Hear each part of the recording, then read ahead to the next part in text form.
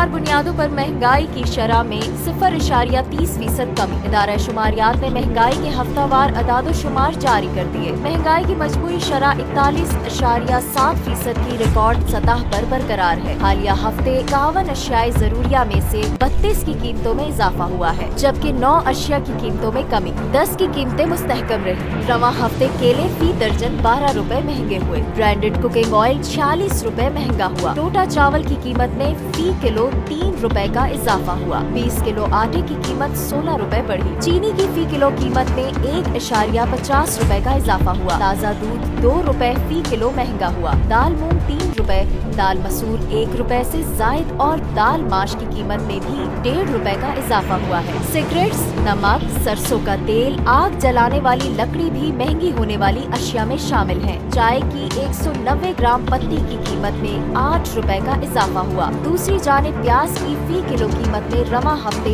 22 रुपए फी किलो कमी आई है। अंडे फी दर्जन 16 रुपए, लहसुन 15 रुपए फी किलो सस्ते हुए हैं। टमाटर की फी किलो कीमत में रवां हफ्ते 1.26 रुपए कमी आई है। दाल, चना और आलू भी सस्ती होने वाली अशिया में शामिल है।